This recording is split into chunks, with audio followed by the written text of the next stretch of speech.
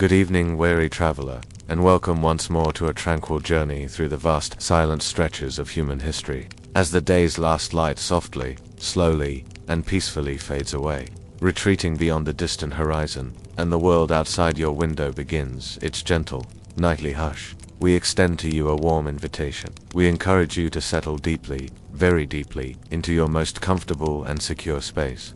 Allow your thoughts to gently and serenely unwind, slowly untangling themselves from the day's concerns. Prepare your mind, calmly and patiently, for a truly expansive, yet profoundly tranquil voyage into a time long, long past. This was a world where vast distances were measured not in mere hours of rapid transit, but in endless, arduous days and stretching into countless, demanding weeks. It was a world entirely defined by the slow, unyielding pace of sheer human and animal endurance, a test of will and physicality that few could comprehend today. Tonight, we will venture far, far beyond the hurried, often frantic rhythm of our modern existence. We will turn our gaze, with deliberate intention, towards one of the most legendary, and certainly, one of the most challenging, ancient trade routes known to humankind, the venerable, immense, and often perilous Silk Road. This was not merely a simple path drawn on an ancient map, a single, straightforward route. Instead, it was a vast, sprawling, intricate network of dusty trails, of treacherous mountain passes that clawed their way towards the sky, and of shimmering, seemingly endless desert wastes, their golden sands stretching infinitely in every direction. This incredible network stretched for thousands upon thousands of miles, like an intricate web spun across continents, patiently connecting the bustling, vibrant empires of the Far East with the distant, often mysterious lands of the West. It served as a vital lifeline for the slow, precious movement of exotic goods, for the quiet, gradual exchange of profound ideas, and for the intermingling of diverse, fascinating cultures. Yet for those brave souls who dared to traverse its incredible, daunting length, for those who committed their lives to its demands, it was a relentless, often unforgiving test of the human spirit, an unwavering challenge to sheer physical fortitude, demanding every ounce of strength and will. Imagine, for a long, quiet, contemplative moment, embarking on a journey where every single step taken was hard-won, earned through effort and perseverance. A journey where comfort was not merely a forgotten luxury, but an almost alien concept, utterly absent from the harsh realities of the path. A journey where the horizon seemed to stretch infinitely before you, unchangingly vast, a constant, distant line promising no immediate end. It was a world where the relentless progression of days blurred seamlessly into weeks, and weeks gradually, imperceptibly, stretched into arduous months. Time was marked only by the slow, rhythmic sway of a camel's powerful gait, a hypnotic rocking motion, and the relentless, unchanging patterns of the sun's slow arc across the vast sky, followed by the silent, glittering dance of countless stars overhead in the profound darkness of night. This is a story, not of grand, clamorous battles, or of heroic, dramatic conquests that fill history books. Instead, it is a narrative woven from threads of quiet endurance, of monotonous, unvarying routines, of profound and often overwhelming isolation, and of the subtle yet ever-present, insidious challenges that would likely make it utterly impossible for a person of our soft, modern sensibilities to survive even a single day, a single hour, upon its ancient, dusty, and unyielding paths. So now, as you listen, breathe deeply, very deeply, letting your chest gently rise and fall with each breath. Feel the comforting, soft weight of your blankets surrounding you, wrapping you in a cocoon of warmth and security. Feel the gentle, steady rhythm of your own breath, a quiet anchor in the present moment. And finally, allow your mind to simply drift, to slowly, peacefully, begin its imagined journey into this vast, quietly demanding, and deeply historical landscape. Let the soft, ancient whispers of the distant desert winds, and the imagined, rhythmic jingle of far-off camel bells, gently guide your thoughts. Allow them to lead you serenely and without haste, towards a state of profound stillness, ultimate peace, and a truly restful, dream-filled sleep. To truly grasp the sheer, unyielding reality of an ancient Silk Road journey, to truly comprehend why a modern person, accustomed to the pervasive comforts and effortless conveniences of our current age, would find it utterly, profoundly, and seemingly insurmountably challenging, perhaps even impossible, to survive even a single day upon its ancient, demanding paths. We must first allow ourselves to be fully transported. We must place ourselves directly into the very beginning, the nascent moments of such an epic and arduous undertaking. Imagine the deep chill of the pre-dawn air, a cold that seems to penetrate directly into your bones, still clinging persistently to your rough wool tunic. This sensation is a sharp contrast to the warmth of your fading dreams, a stark signal that a new, demanding day is slowly, inexorably beginning. You stir awake, not in the plush softness of a comfortable bed, but upon a hard, often dusty, uneven ground. Perhaps you are sheltered, barely, beneath a simple, roughly woven canvas lean-to, its edges flapping softly in the unseen breeze.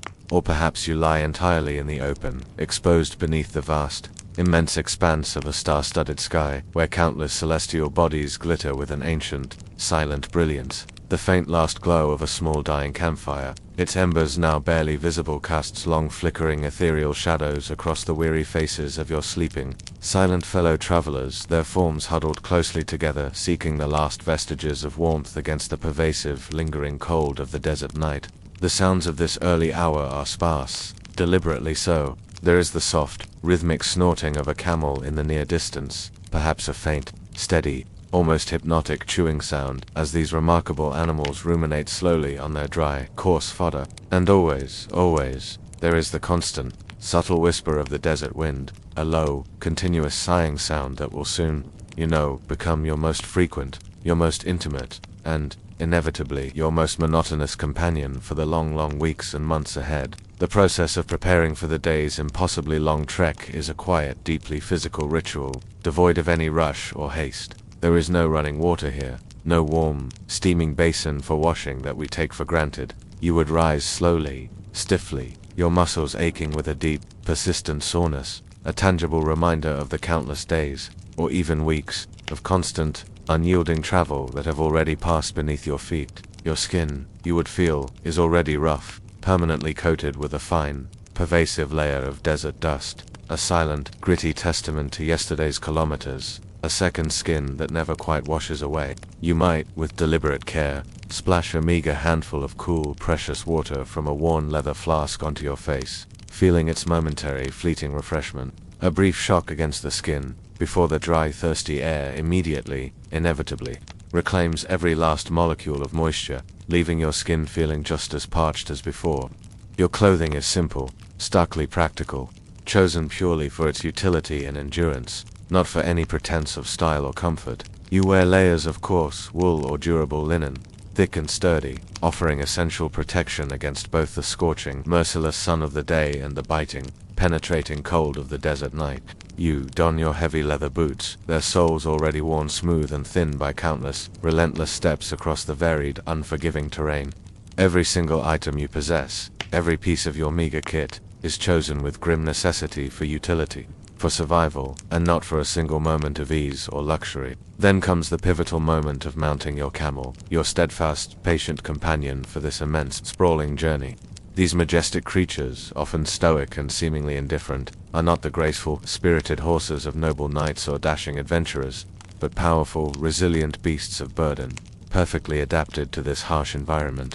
As you approach your chosen camel, which kneels patiently for you, its large, rough hide feels strangely warm, radiating a deep intrinsic heat, even in the lingering chill of the early morning. The air immediately surrounding them carries a distinct earthy scent, a complex mix of animal and dry dust, and the faint, sweet aroma of the dry grasses and shrubs they have consumed. You swing your legs slowly, deliberately, with practiced caution, over the camel's high muscular hump, settling deeply into the rough, often profoundly uncomfortable saddle, constructed of crude wood and padded with worn leather or simple, compacted straw. The sensation is immediate and undeniable. It is hard, unyielding, designed for stability over countless, punishing hours of continuous movement, rather than any momentary ease. As the camel slowly, deliberately, and with an almost ponderous grace, begins to rise to its full towering height, first its powerful hind legs extending, then its front, you feel a distinct, gentle yet powerful lurch, a rolling, swaying motion that will, you quickly realize, become the pervasive, almost hypnotic rhythm of your entire endless day.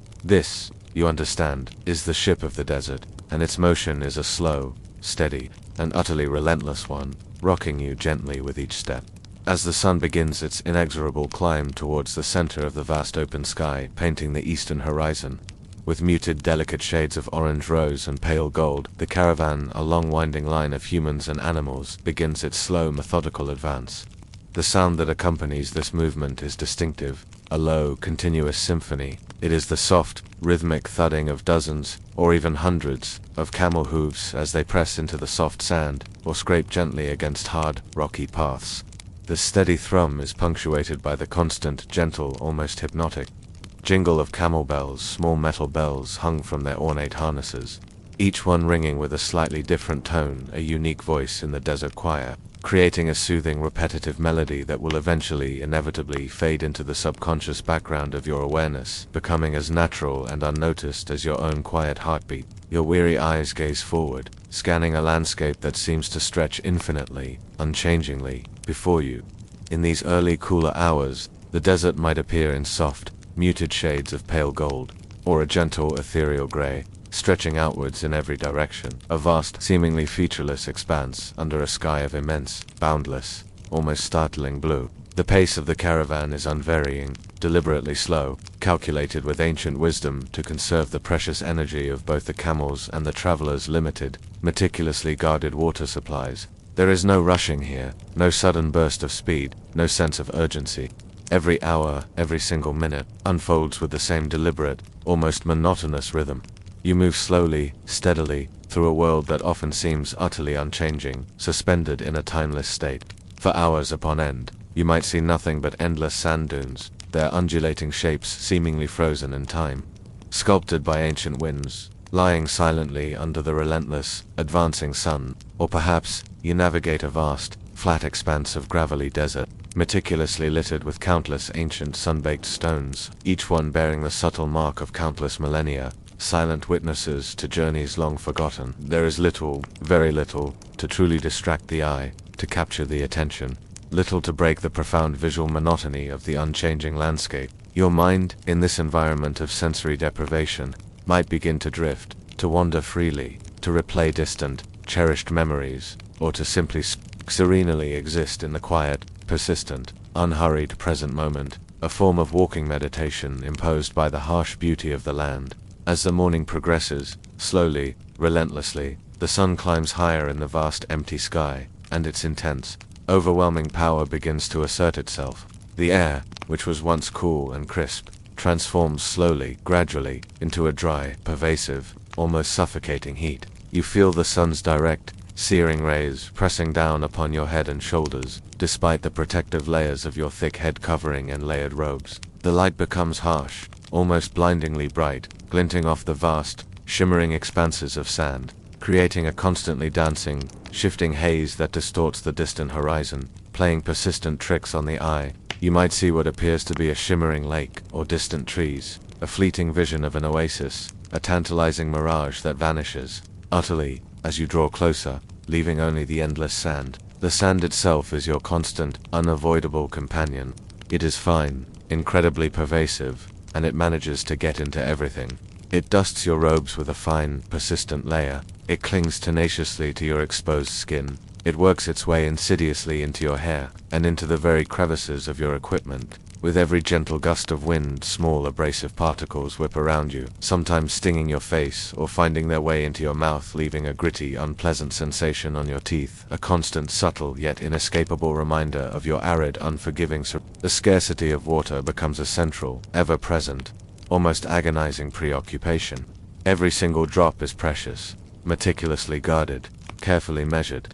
You carry your lifeline, your water, in heavy leather skins or sturdy clay jars, strapped securely to the camel's side, constantly aware of their weight and diminishing contents. The water inside is rarely cool, often warm, almost lukewarm from the desert heat, and might carry a faint earthy taste from its container or from lingering sediment. Thirst is not just a passing sensation, a fleeting discomfort.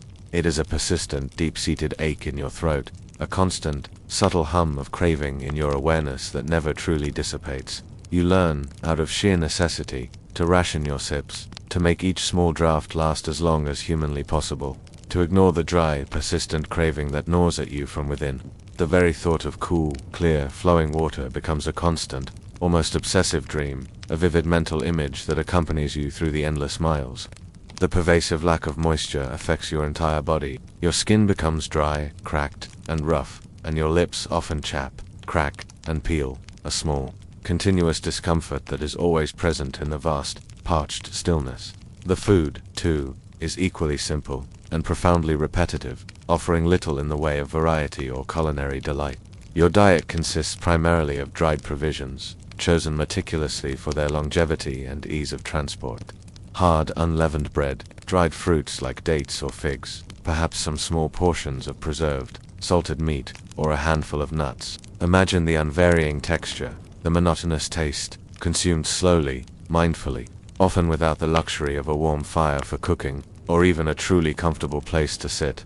Each meal is not a moment of pleasure, but a fundamental matter of survival, providing only the necessary brute energy for the endless miles ahead, but offering little in the way of culinary delight or varied sensation. The quiet, almost ritualistic act of chewing, slowly, deliberately, becomes yet another rhythmic sound in the vast silence of the desert, a soft grinding that adds to the ambient sounds of your solitary existence. As the hours of the day relentlessly pass, slowly, imperceptibly, the physical toll on your body begins to accumulate, a quiet, persistent burden. Your body aches in places you never knew existed, muscles straining from the continuous, unchanging motion. Your back, constantly swaying with the camel's rhythmic gait, feels perpetually strained, and your legs feel cramped, stiff from the unchanging position in the saddle. Your eyes, despite your best efforts, strain against the intense glare of the sun, even with your thick head covering, and your mind grows weary not from intense intellectual thought but from the sheer overwhelming monotony of the landscape and the endless repetition of movement.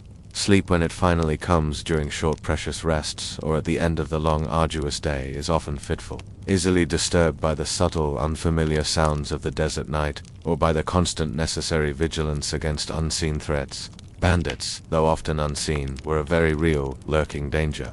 The low underlying anxiety of a potential attack was a constant undercurrent to your days, requiring continuous, weary vigilance. Even in moments of profound exhaustion, you would scan the distant horizon constantly, your eyes searching for any unusual distant movement, any unexpected cloud of dust, a subtle tension always present beneath the surface of the day's endless grind. The profound, all-encompassing silence of the desert is perhaps one of the most striking, and for many, most overwhelming aspects of the journey. For long, unbroken stretches of time, there might be absolutely no sound at all, save for the soft, whispering wind, the gentle, rhythmic plodding of hooves, and the persistent, gentle jingling of camel bells. This vast, unbroken silence can be both profoundly comforting, allowing for deep introspection, and at the same time, deeply isolating, almost unnerving in its immensity. There is little opportunity for idle chatter, for casual, meaningless conversation, as voices tend to carry far in the open air, and conversation itself might inadvertently drain precious energy or, even more critically, precious water. Your thoughts become your primary, indeed your only, companions, a constant internal monologue, as you observe the minute, almost imperceptible details of the slowly passing landscape, a small, hardy beetle crossing your path, a peculiar wind-sculpted rock formation, the almost imperceptible slow movement of the sun across the immense sky. This forced solitude, this immense quietude, can paradoxically lead to a deep, meditative state, a profound connection with the self and the vastness around you.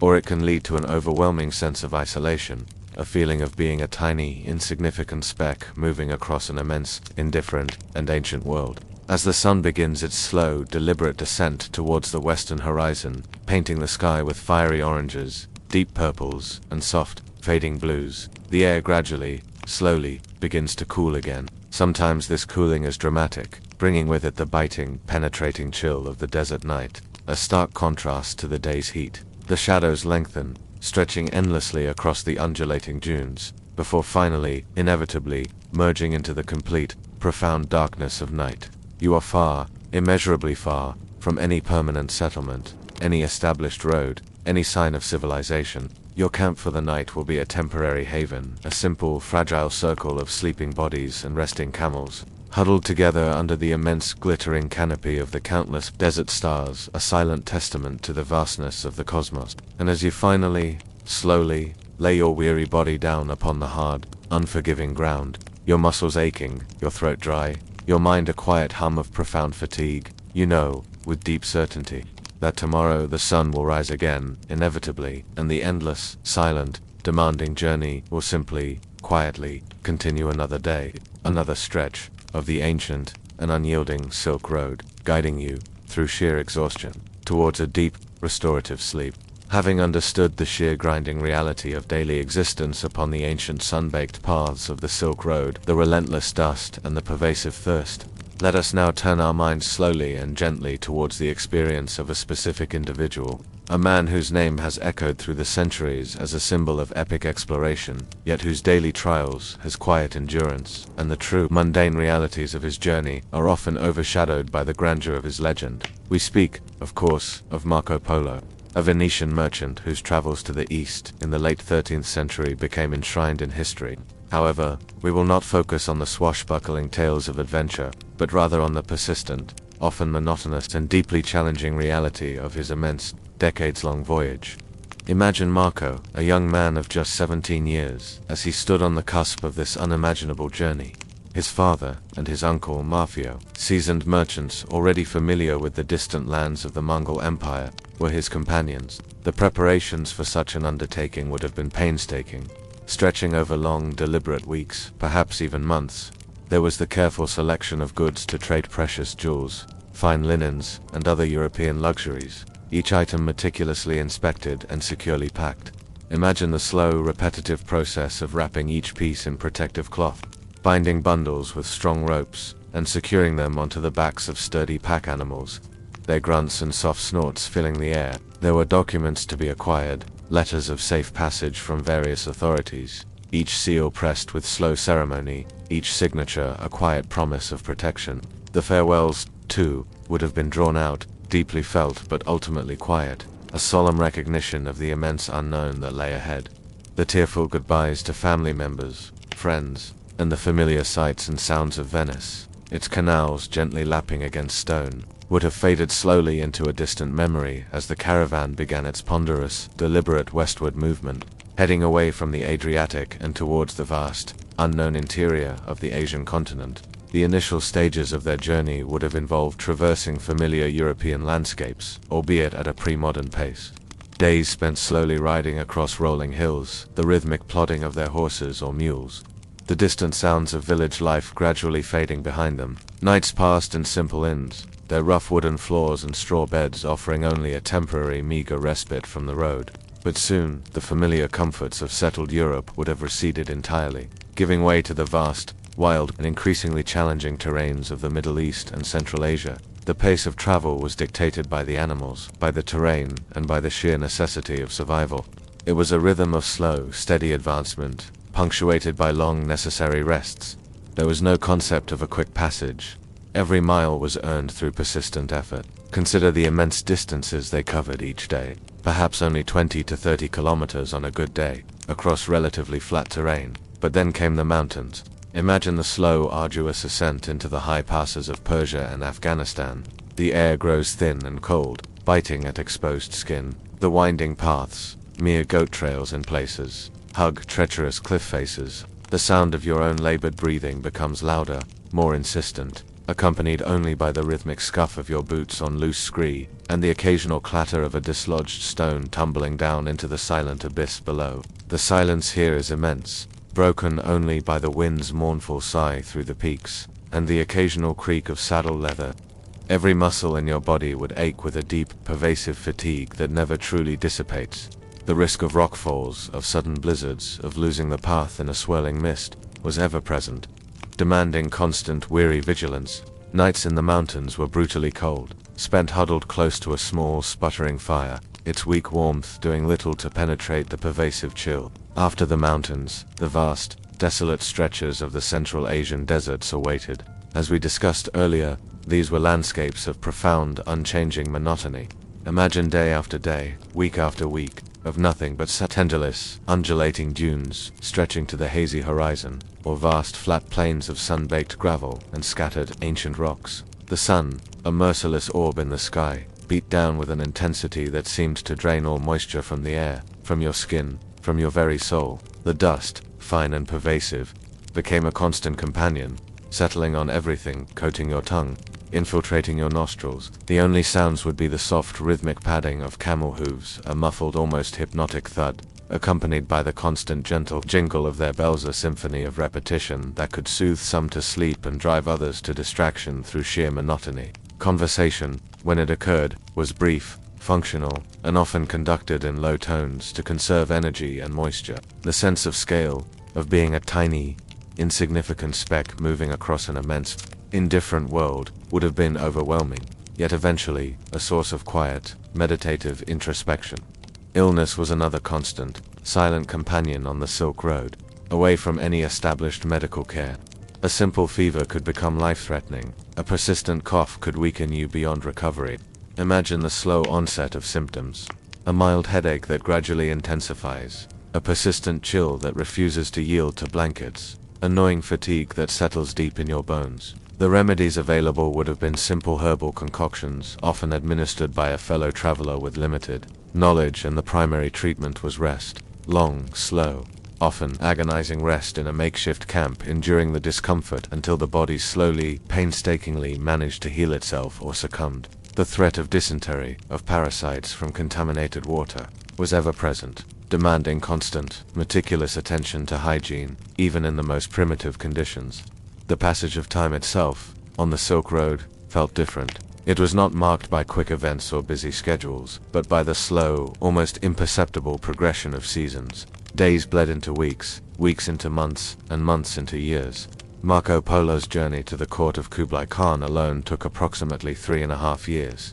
Imagine 3.5 years of this slow, relentless movement, of the same limited diet, the same few companions, the same sounds, the same dust. This long, continuous exposure to hardship, to repetition, to the vastness of the natural world, would have stripped away any superficiality, leaving only the raw essence of endurance. The concept of boredom, as we know it, would have been alien.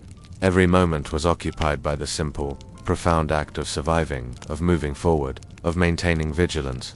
Upon finally reaching the court of Kublai Khan, the great Khan of the Mongol Empire, Marco Polo's challenges shifted, but his need for quiet observation and patient adaptation remained paramount. Imagine the culture shock, not a sudden jarring clash, but a slow, gradual immersion into a world utterly alien to Venetian sensibilities. The language barrier would have been immense, requiring years of patient listening and slow learning to understand the subtle nuances of Mongol and Chinese speech. Marco did not arrive as a conquering hero. He arrived as a merchant, a foreigner seeking favor. His success in the Khan's court stemmed from his quiet ability to observe, to learn, and to adapt. He became an emissary, undertaking missions for the Khan, not through dramatic action, but through careful diplomacy, diligent reporting, and the ability to travel extensively and meticulously record his findings. His service for Kublai Khan lasted for nearly 17 years.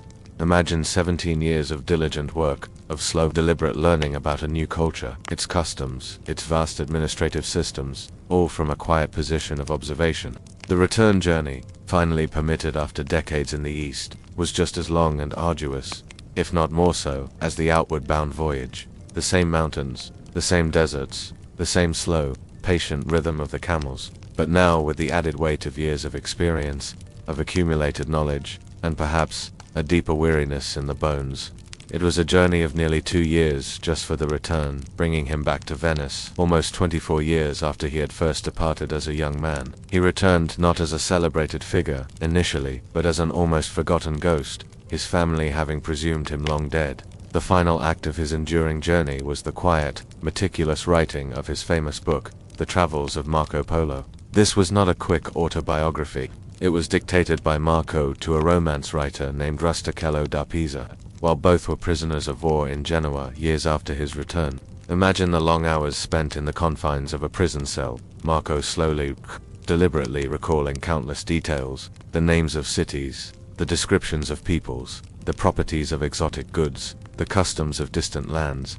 Rustichello would patiently transcribe, filling page after page with the slow, steady flow of Marco's memories. It was a painstaking process of recollection and articulation, a final act of enduring patience. turning a lifetime of quiet observation and immense physical challenge into a written legacy. This book, a testament to Marco Polo's incredible unsung endurance, slowly, patiently reshaped the European understanding of the distant East, not with a sudden bang but with the quiet, persistent turning of its remarkable pages, inviting minds to wander gently towards new horizons, and perhaps now towards the peaceful embrace of sleep. Having understood the immense, enduring realities of the ancient Silk Road journey, the relentless physical demands, the constant presence of dust, and the profound isolation felt by those who traversed its vast, stretching routes, let us now gently shift our focus to one of its most enigmatic and haunting aspects: the lost cities that lie buried deep beneath the shifting, golden sands of the Taklamakan Desert. This vast, silent expanse, stretching across Central Asia, is often chillingly referred to as the Sea of Death by those who know it intimately. Its name, derived from a Uyghur phrase, is frequently translated as "go in and you won't come out," a stark warning that speaks volumes about its formidable, unforgiving nature. Yet within this seemingly barren, inhospitable wilderness, once thrived bustling, vibrant oases and sophisticated urban centers, cradled amidst the ancient trade routes. For centuries, these cities served as vital waypoints, offering precious respite, sustenance, and opportunities for trade to weary travelers and their laden caravans. However, with the relentless, quiet passage of time, and the subtle, persistent changes in climate and water sources, these once thriving hubs slowly, inexorably succumbed to the desert's quiet, insistent embrace. Their vibrant life, their bustling markets, their towering temples, all were swallowed whole by the patient, unceasing march of the sand dunes, leaving only whispers and fragmented remnants for us to discover. Imagine the sheer scale of this transformation. Once fertile lands, fed by snowmelt from distant mountains, gradually drying, the intricate irrigation systems, painstakingly built by human hands, slowly failing, succumbing to the encroaching aridity. As the water receded, so too did the life that depended upon it. The wind, that constant, murmuring voice of the desert, began its relentless work, tirelessly sculpting the landscape. Day after day, year after year, century after century, countless tiny grains of sand were lifted, carried, and deposited, slowly, patiently, burying everything in their path. Buildings, once proud and standing tall, became no more than gentle undulations in the sandy terrain. Entire communities, vibrant hubs of culture and commerce, slowly disappeared from sight, tucked away beneath layers of golden dust, their stories muffled by the weight of ages. This silent, geological process, unfolding over millennia, is itself a testament to the immense, slow power of nature, a force that gradually reclaims even the most enduring monuments of human endeavor, burying them in a profound, quiet slumber. The journey to reach these archaeological sites today is, in itself, a testament to enduring patience and a deep respect for the vastness of the desert. It is not a swift, comfortable trip. Imagine traveling slowly, steadily, for days, perhaps even weeks, across this immense, desolate landscape. The air is dry, carrying the same pervasive dust that has settled for centuries. The sun beats down with an unwavering intensity, its light creating shimmering mirages on the distant horizon, playing tricks on the eye. The only sounds for long stretches are the soft, rhythmic thud of your vehicle on the rough terrain, the almost imperceptible hum of the wind, and perhaps the occasional call of a desert bird, its voice a lonely echo in the vast emptiness. There are no clear roads, only faint tracks in the sand, often obscured by the shifting dunes, requiring constant vigilance and a patient eye for navigation. The logistics are complex. Every drop of water, every morsel of food, every piece of equipment must be carefully planned and carried, reflecting the ancient necessity of self-reliance that defined the original Silk Road travelers. This approach, this slow, deliberate movement through the desert, fosters a unique connection to the land, a profound appreciation for its quiet, unforgiving beauty. Upon finally arriving at one of these ancient sites, the immediate impression is often one of overwhelming stillness. Here, time seems to have truly ceased its hurried march. You might see only subtle clues at first: a faint ridge in the sand that seems too regular to be natural, a small shard of ancient pottery glinting in the sunlight, a fragment of sun-bleached wood protruding from an unexpected mound. These tiny whispers from the past are the only initial indicators of the vibrant life that once thrived beneath your feet. The work of archaeology here is a study in exquisite patience and meticulous care. It is an extremely slow, deliberate process, nothing like the hurried digs often portrayed in popular media. Imagine the archaeologist kneeling in the vast silence, not with heavy machinery, but with the simplest of tools, a small hand trowel, a soft bristle brush, perhaps a sifting screen. Each scoop of sand, each delicate sweep of the brush, is performed with unwavering focus, revealing layer upon silent layer of history. The process of excavation is a continuous act of discovery, a slow, methodical peeling back of time. First, the surface sand is carefully removed, sometimes by hand, sometimes with small shovels, always with an eye for any subtle change in texture or color.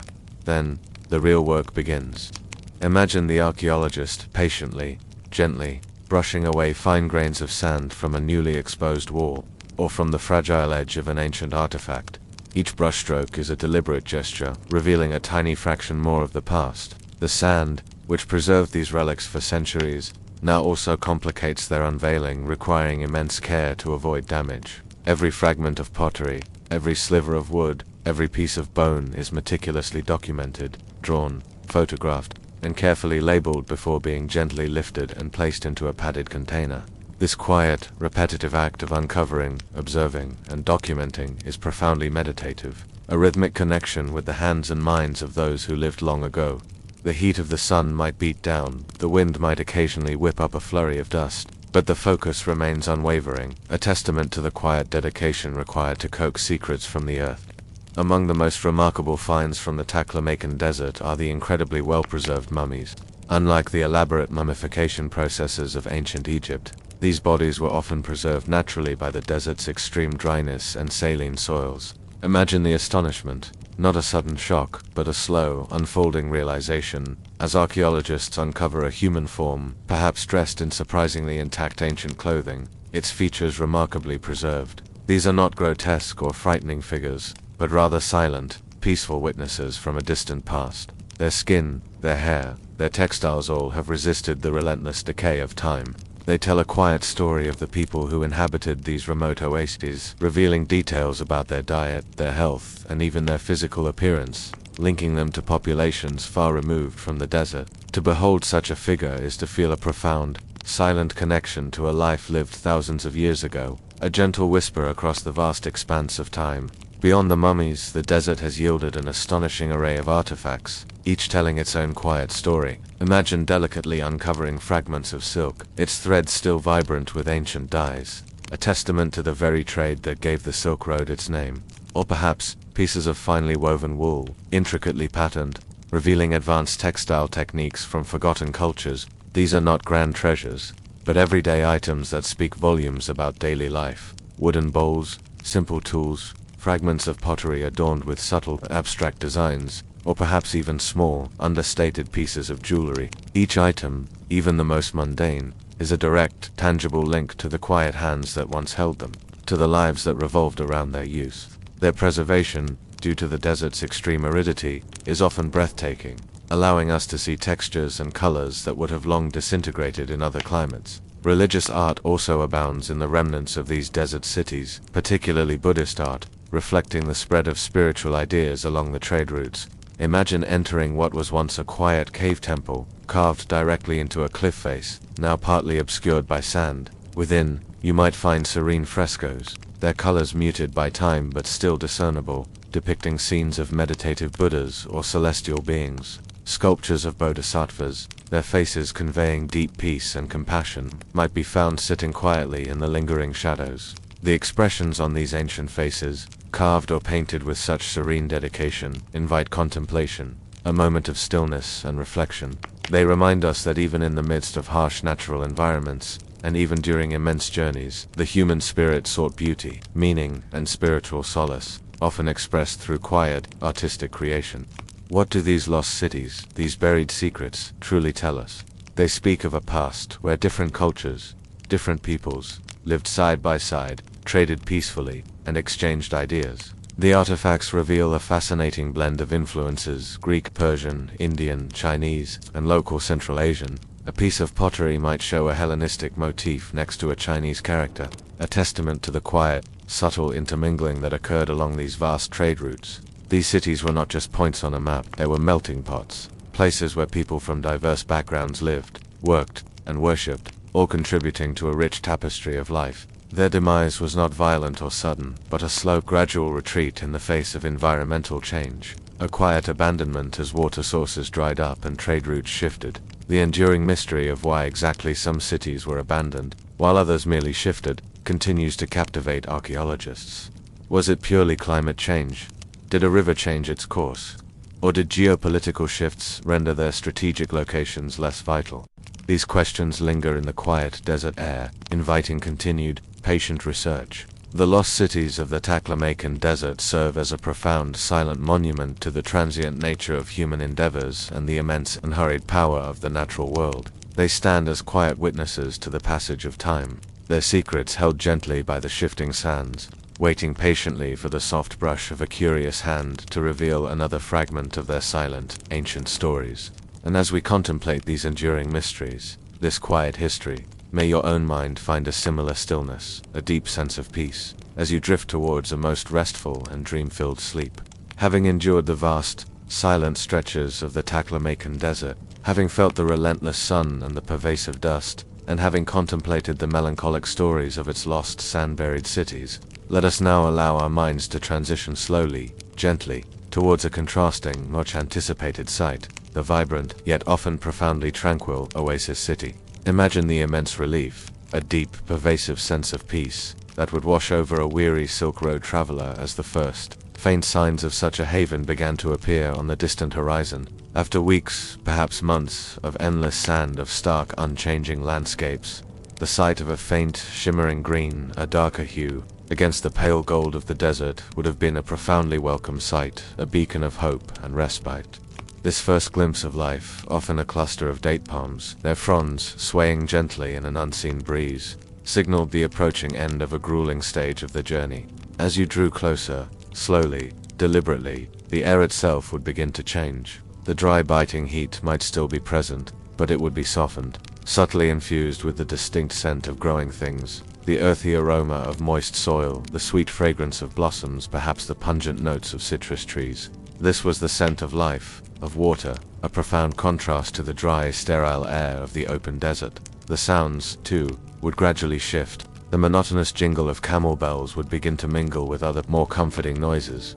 The distant, muffled lowing of cattle, the soft bleating of sheep, perhaps the gentle gurgle of a hidden water channel, guiding precious, life-giving liquid to the thirsty land. Eventually, the low, continuous hum of human activity would become discernible. The soft, rhythmic sounds of blacksmiths at their patient work, the distant murmuring calls of street vendors, the gentle laughter of children at play. All these sounds, though present, would be mellowed by distance, by the thick walls of the city and by the sheer encompassing vastness of the surrounding quiet.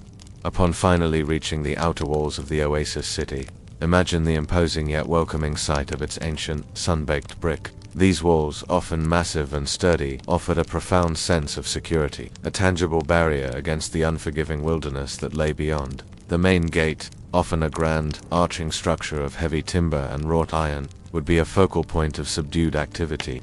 Caravans would arrive and depart in a slow, steady stream, their animals patiently awaiting entry, their weary drivers silently exchanging greetings with the gatekeepers. The process of entering was rarely rushed. It was a methodical, almost ritualistic passage from the wild, chaotic world of the desert to the ordered tranquility of civilization. You would feel the cool, welcome shade as you passed beneath the archway, stepping onto paved streets, a profound comfort after endless miles of sand and rock. Once inside the city, the most immediate destination for a weary traveler would be the caravanserai. These were not mere inns or roadside taverns, they were self-contained, fortified complexes designed specifically to accommodate and protect caravans. Imagine entering a vast central courtyard, often paved with smooth stone or packed earth. Around this courtyard would be a series of simple, sturdy chambers, providing basic shelter for travelers and secure stalls for their animals. The air within the caravanserai, though often filled with the soft sounds of settling animals and hushed human activity, had a distinct sense of order and quiet purpose. There was the constant, low murmur of conversations in dozens of languages, blending into a soothing, almost indistinguishable hum. The soft rustle of straw as animals settled for the night, the gentle clink of metal on stone as equipment was unloaded, the soft gurgle of water from a central well, all these sounds contributed to an atmosphere of understated activity, a quiet bustle that was far from chaotic. Even the process of bartering and trade within the caravanserai, or later in the city's bazaars, was often conducted with a patient, unhurried rhythm. Imagine a merchant, perhaps a local, sitting cross-legged on a low cushion, surrounded by his wares: exotic silks, fragrant spices, shimmering jewels. The negotiation would not be quick or aggressive. Instead, it would unfold slowly, punctuated by long pauses, by offers and counter-offers, by the quiet sipping of hot tea. The conversation might drift to family, to news from distant lands, to the weather, before gently returning to the business at hand. The weight of coins, often silver or gold, exchanged with a soft clink, would signify the completion of a quiet transaction. The scents in these market areas were a rich tapestry. The sharp tempts of exotic spices like cinnamon and cardamom, the sweet aroma of dried fruits, the rich scent of leather goods, the subtle perfume of fine silks. It was a sensory experience, but one that unfolded at a deliberate pace, allowing each sensation to be savored. For the wealthy merchants, those who had successfully navigated the perils of the Silk Road and established themselves within these oasis cities, life took on a rhythm of profound, structured tranquility. Their homes, often hidden behind high, unassuming walls, in quiet residential quarters, were havens of calm. Imagine stepping through a simple doorway into a central courtyard, instantly transported from the dusty street to a private paradise. Here, the air would be distinctly cooler, permeated by the gentle scent of blooming jasmine or fragrant roses. A central fountain, its stone worn smooth by centuries of flowing water, would provide a constant soothing trickle, a gentle melody against the quiet backdrop of the city. The rooms surrounding the courtyard would be spacious, elegantly proportioned, designed to maximize airflow and coolness, with thick walls keeping out the intense heat of the day. The daily routine of a wealthy merchant, unlike the constant physical demands of the caravaneers, was one of refined leisure and intellectual pursuit, interwoven with the quiet management of their vast trade networks. Mornings might begin with quiet prayers, performed in a sunlit corner of the courtyard, the soft murmur of devotion blending with the gentle sounds of the fountain. Breakfast would be a leisurely affair, consumed in a cool, shaded alcove, with fresh fruits, warm bread, and aromatic tea. The merchant's work might involve long hours in a private study, a quiet room filled with carefully rolled maps, ledgers filled with neat, precise script, and perhaps a collection of precious scrolls or books. Here they would manage their enterprises, dispatching letters to distant trading partners, reviewing accounts with their trusted scribes, all with a calm, deliberate efficiency. There were no sudden emergencies. Plans were laid out with meticulous foresight, allowing for the slow, unpredictable pace of distant trade. Even their social interactions were often conducted with a quiet, structured elegance. Guests might be received in a spacious salon, adorned with intricate carpets and delicate calligraphy. Conversation would be measured, intellectual, often revolving around poetry, philosophy, or news from distant lands, far removed from the mundane concerns of the caravan trail. The clinking of porcelain cups as tea was served, the gentle rustle of fine garments, the soft tones of polite discourse, these were the predominant sounds of their social world. Evenings might be spent quietly contemplating the stars from a rooftop terrace, the cool night air a balm after the heat of the day, or listening to the soft rhythmic strumming of a lute, its melodies weaving through the stillness. These oasis cities were not just hubs of commerce. They were vibrant centers of culture, where different traditions mingled and flourished in a remarkably tranquil manner. Merchants from Persia, China, India, and the Mediterranean lived and interacted here, slowly exchanging not just goods, but also ideas, artistic styles, and religious beliefs. Imagine a Chinese merchant teaching a Persian counterpart the subtle nuances of tea preparation, or an Indian trader sharing the intricate patterns of his textiles with a local artisan. This was a slow, organic process of cultural intermingling, not a jarring clash, but a quiet, patient blending, creating a unique tapestry of knowledge and aesthetics. Buddhist temples might stand peacefully beside mosques, and Nestorian Christian churches might share a street with Zoroastrian fire temples, each community living within its own quiet traditions, yet connected by the shared economic life of the city. The rhythm of the oasis city itself functioned as a stable, predictable hub in a world that, outside its walls, could be chaotic and unforgiving.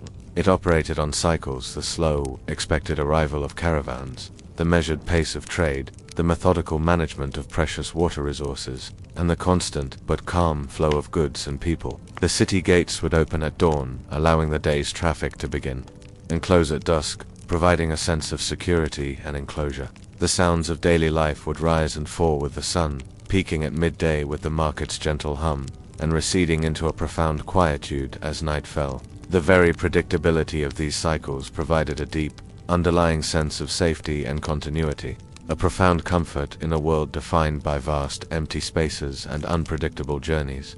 As night finally descended upon the oasis city, a different kind of quietude would settle upon it. The bustling sounds of the day would gradually fade. The cries of the street vendors would cease. The rhythmic clatter of looms would fall silent. The creaking of carts would no longer be heard. Instead, you would hear the soft, occasional snorting of resting animals in the caravanserai, perhaps the distant, haunting call to prayer from a quiet minaret, its melody carrying far across the rooftops in the still night air. The gentle, persistent murmur of courtyard fountains would become more prominent, a soothing backdrop to the profound stillness. The cool night air, carrying the faint scent of desert bloom, would drift through open windows and arched doorways, bringing with it a sense of deep, enveloping peace.